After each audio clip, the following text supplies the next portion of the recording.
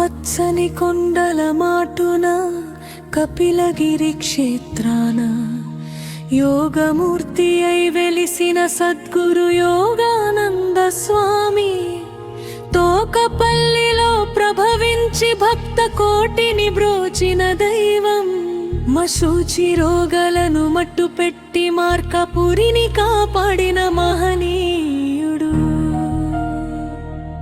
శ్రీ లక్ష్మీ నృసింహ జయంతి వెలుగులో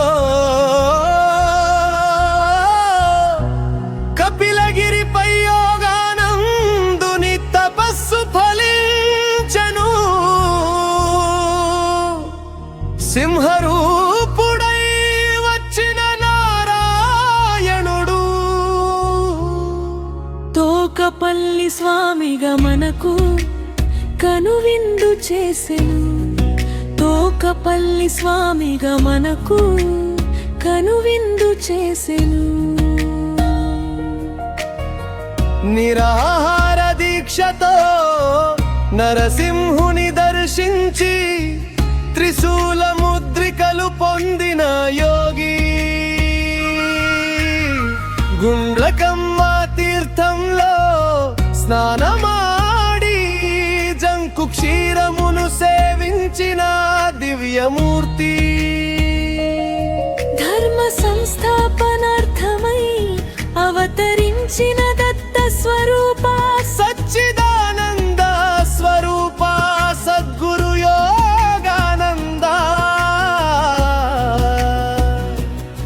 నీ యోగ శక్తి మాకు రక్షగా నిలచుగాక. లక్ష్మా గురుమూర్తి పుణ్య దంపతుల నోము పంటై నాగేంద్రుని వరప్రసాదంగా జన్మించిన బాలయోగి వైష్ణవాచార్యుని దీక్షతో హరినామము జపించగా వీరరాఘస్వామి స్వయముగా పెరుగన్నము తినిపించెను.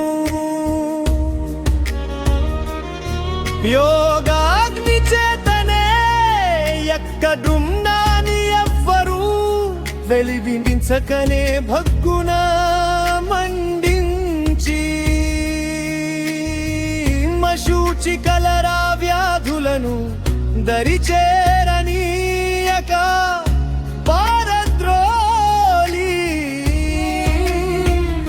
విభూతి పూసి జీవన్ మరణ స్థితిలోనున్న భక్తుల ప్రాణాలు నిలిపిన కరుణామూర్తి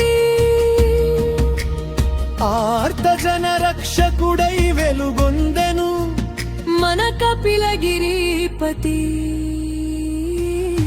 జాతి భేదము దేహ సంబంధము కాదని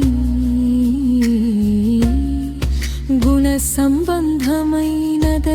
చాటి సర్వమానవ సముద్ధరణకే నడు కట్టిన దయా హృదయుడు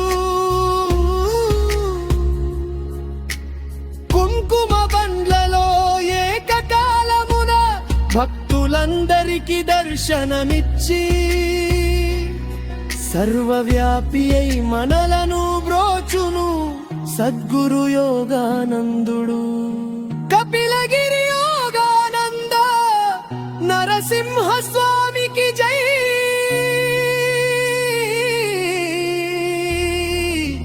జై